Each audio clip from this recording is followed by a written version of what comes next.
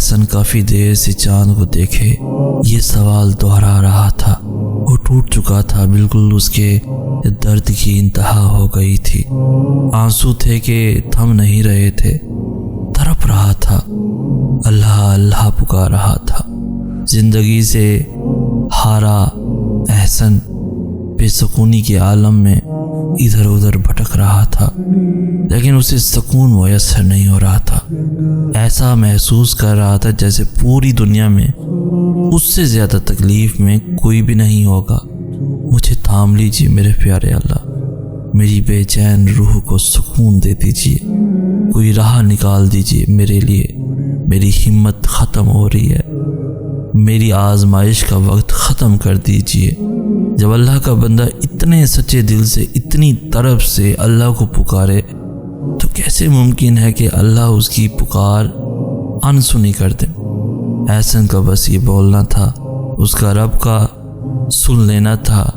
اچانک فجر کی اذان کی آواز اس کے کانوں میں گونجنے لگی، جیسے اللہ کہہ رہا ہو، لوٹ آؤ میری جانب، میں تمہارے انتظار میں ہوں۔ وہ خود اللہ کی طرف کھینچا جا رہا تھا، اسے خود نہیں پتا تھا وہ کیا کر رہا ہے، کیا بول رہا ہے۔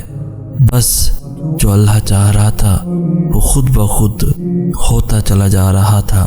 وہ فوراً جائے نماز پر بیٹھا، نماز فجر ادا کی اور سجدے سے سر نہ اٹھایا۔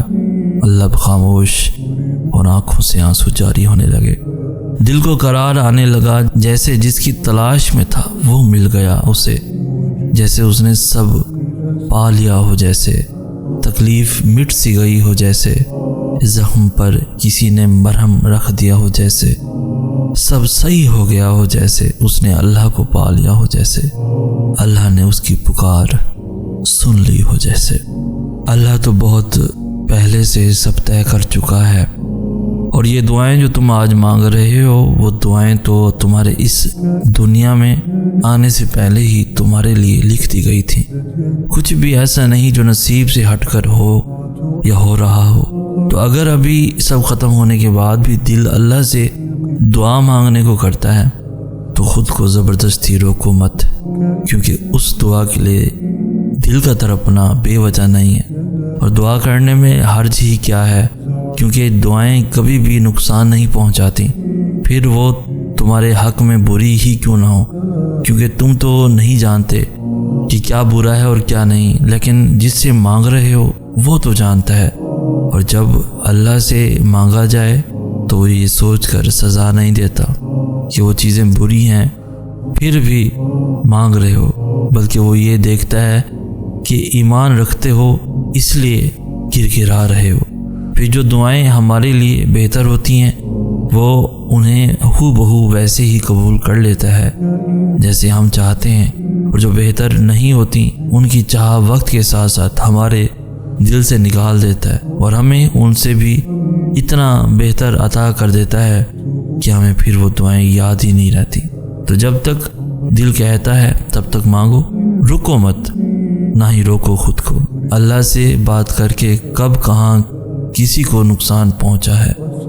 نصیب دعاؤں سے نہیں، دعائیں نصیب سے ملتی ہیں، اور نصیب تو اللہ کی مرضی کے مطابق ہی ہوتا ہے۔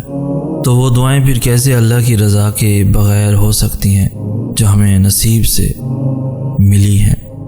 زندگی میں جب ایسا پوائنٹ آ جائے جہاں پہ آ کر تمہاری کہانی رک جائے، جہاں پہنچ کر تمہیں یہ محسوس ہو کہ ابھی بھی صلہ پوری طرح سے نہیں ملا، تو جان لینا کہ وہ اختتام نہیں ہے تمہارا، وہ اجر سے پہلے کا وقت ہے، وہ وقت جو اللہ تمہیں دیتا ہے اپنا نصیب اپنی مرضی کے مطابق لکھنے کے لیے۔ تو ایسے وقت پہ رونے نہیں بیٹھ جاتے یا یہ سوچنے نہیں لگتے کہ دیر کیوں ہو رہی ہے، بلکہ اسی وقت دعا کے لیے ہاتھ اٹھاتے ہیں، کیونکہ وہ دعاؤں کی قبولیت کا موقع ہوتا ہے، اور اللہ تمہیں وہ موقع اس لیے دیتا ہے تاکہ تم اپنی کہانی کا رخ موڑ سکو۔ تو پھر سوچ کیا رہے ہو؟ ایک باب ختم ہو جانے سے کہانی ساری ختم نہیں ہو جاتی، ابھی بھی وقت ہے، ابھی بھی سب تمہارے ہاتھوں میں ہے، بس تمہارے مانگنے کی دیر ہے اور تمہیں رب مل جائے گا۔ بس ایک پکار کی دیر ہے، تمہیں سب مل جائے گا، یقین رکھو۔ کہانی ختم کن پہ ہی ہوگی، شروعات تو اب تم نہیں بدل سکتے، تو ایسا کرو تم انجام بدل دو، جو ہے دل میں وہ مانگ لو، کیونکہ یہ معجزوں کی گھڑی ہے۔ چلو آج اس بات کو ایک کہانی کے ذریعے سکھاتے ہیں۔ ایک بادشاہ اور اس کا غلام شکار کرنے گئے۔ شکار کے دوران بادشاہ کو چوٹ لگ گئی۔ اس پر غلام نے کہا اللہ کے ہر فیصلے میں خیر ہے۔ بادشاہ کو غصہ آیا کہ میری چوٹ اور تکلیف خیر نظر آ رہی ہے، اور اس نے غلام کو جیل میں بند کر دیا۔ اگلے دن جب بادشاہ شکار کرنے گیا تو کچھ لوگوں نے اسے اٹھا لیا اور اسے اپنا کھانا بنانا چاہتے تھے۔ بادشاہ کو جب وہ باندھ رہے تھے تو اس کی چوٹ پہ نظر پڑی۔ اس پر ان لوگوں نے اسے چھوڑ دیا کہ ہم زخمی انسان نہیں کھاتے۔ بادشاہ نے واپس جا کر اپنے غلام کا شکریہ ادا کیا۔ اس نے پھر کہا کہ اللہ کے ہر فیصلے میں خیر ہے۔ اس پر بادشاہ نے کہا میری چوٹ نے میری جان بچا لی، اور تمہارا جیل میں رہنا کیسے خیر ہو گیا؟ اس کے جواب میں غلام نے کہا اگر آپ مجھے جیل میں بند نہ کرتے تو وہ لوگ آپ کی جگہ مجھے اپنا کھانا بنا لیتے۔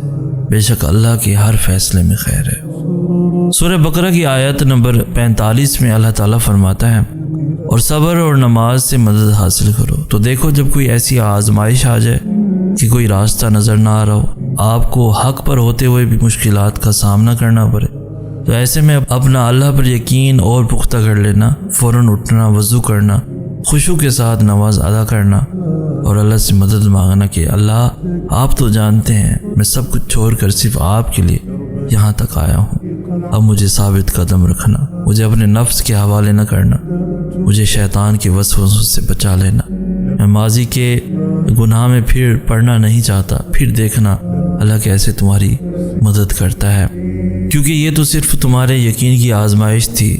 تم تو خوش نصیب ہو کہ اس نے تمہیں ہدایت دی اور اپنے راستے کے لیے چنا۔ پتہ ہے جب انسان اللہ سے محبت کرنے لگتا ہے تو اللہ سب سے پہلے اس کا دل بدلتا ہے، اور ایسے بدلتا ہے کہ یہ دل پھر سارے راز، سارے پوشیدہ باتیں سمجھنے لگتا ہے۔ جو کسی کو نظر نہیں آتا وہ بھی دیکھنے لگتا ہے، اور جو کسی کو سنائی نہیں دیتی اللہ کی وہ باتیں بھی سننے لگتا ہے۔ اللہ کی محبت میں بہت طاقت ہوتی ہے۔ اللہ کی محبت آپ کو ٹرانسفارم کر دیتی ہے اور بالکل نیا انسان بنا دیتی ہے۔ ایسا انسان جو ہر چیز میں، ہر انسان میں اچھائی ڈھونڈنے لگتا ہے، ایسا انسان جو برائی میں بھی مصلحت تلاش کرنے لگتا ہے، ایسا انسان جو مشکلات کے باوجود بھی اچھے دنوں کی امید رکھتا ہے، ایسا انسان جو اللہ کی طرف سے آنے والی ہر چیز کو اس کی رحمت سمجھتا ہے، پھر وہ کوئی خوشی ہو یا پھر آزمائش ہو۔ یہی فرق ہے انسان کی اور اللہ کی محبت میں۔ مجھے لگتا ہے کہ ہمیں شاید اللہ سے محبت کرنا سکھایا ہی نہیں گیا، اس لیے ہمیں لگتا ہے کہ محبت توڑ دیتی ہے۔ اگر اللہ سے محبت کرنا سیکھی ہوتی تو سمجھ آتی کہ محبت تو جوڑ دیتی ہے، محبت تو پہلے سے بہتر بنا دیتی ہے، محبت تو برائی سے دور کر دیتی ہے، محبت تو بدل دیتی ہے، محبت تو آپ کو ایک مضبوط اور با کردار انسان بنا دیتی ہے۔ اور جو محبت ایسا نہیں کرتی، کیا وہ واقعی محبت ہے؟ کامنٹ سیکشن میں ہمیں ضرور بتائیے گا۔